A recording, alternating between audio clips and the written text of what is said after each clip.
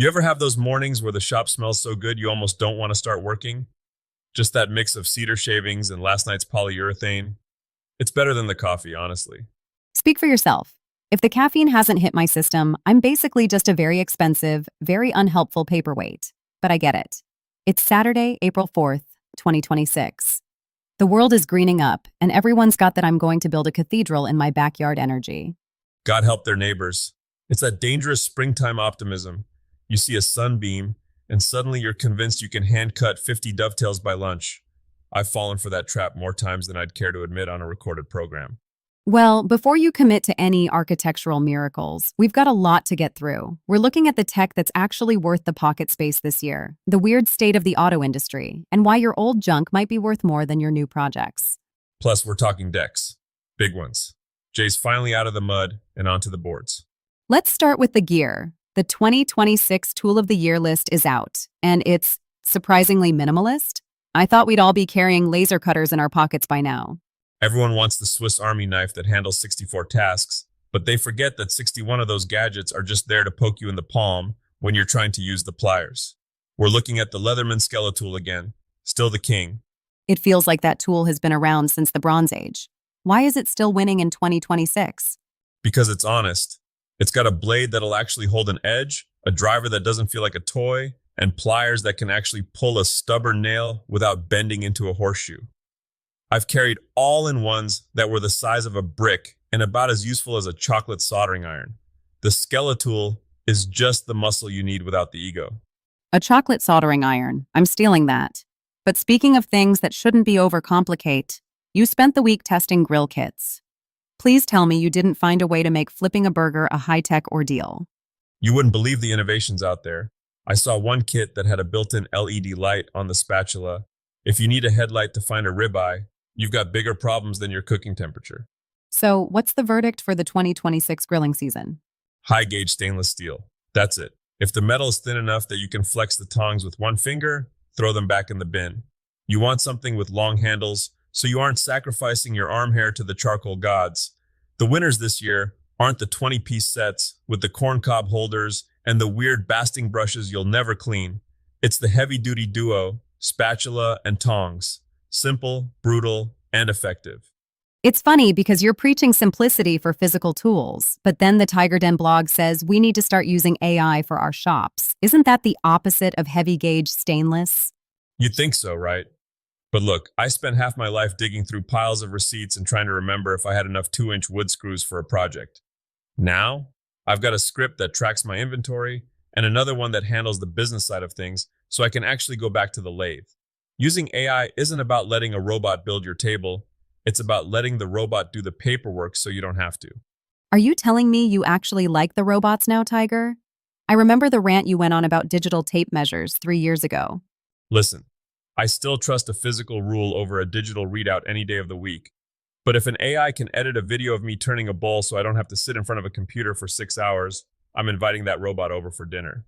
Speaking of tech, let's talk about the trades. We're seeing a massive shift in the automotive world. Costa Hightus was talking about this. The technician shortage isn't just about people not wanting to get their hands greasy anymore. It's because the cars have become sentient. I popped the hood on a 2026 hybrid the other day, and I felt like I needed a degree in aerospace engineering just to find the fluid reservoirs. Exactly. The report says the demand for brains over muscles is at an all-time high. It's not just about turning a wrench, it's about sensor recalibration and software diagnostics. It's a specialized game now. If you're a young tech coming up, don't just learn how to pull an engine. Learn the electronics. Become the person who can talk to the car's computer. In the old days, the shop wizard was the guy who could tune a carburetor by ear. Today, the wizard is the one who understands why the lane departure sensor is hallucinating. High complexity means high job security.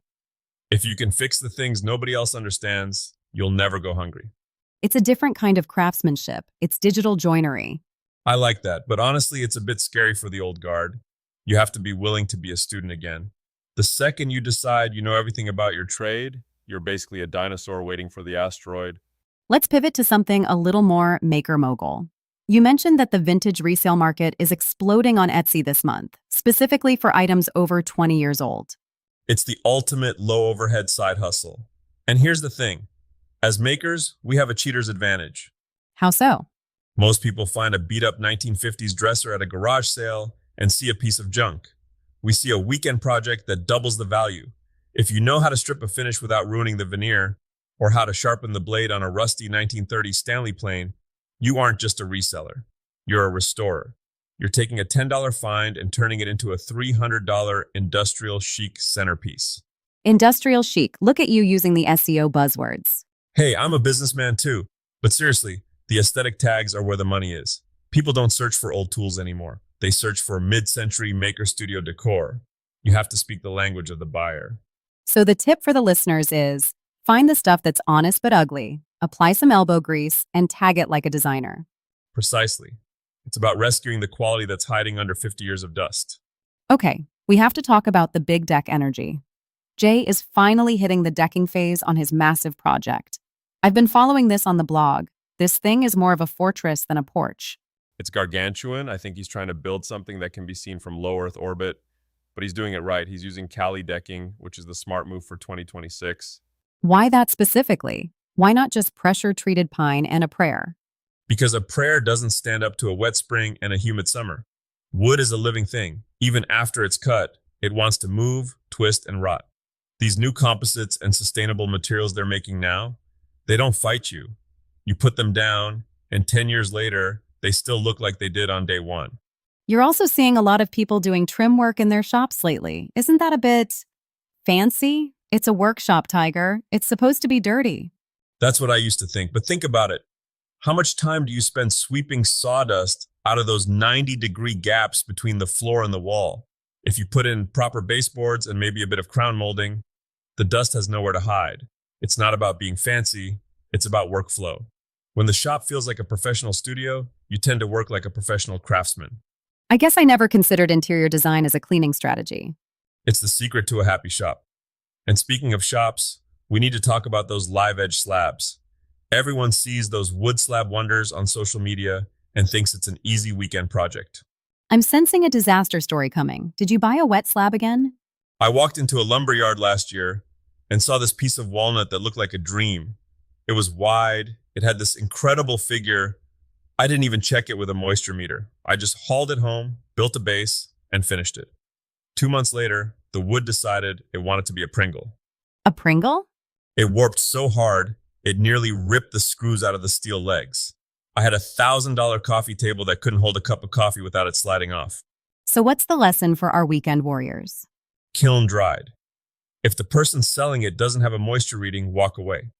A slab is a massive investment of both money and time.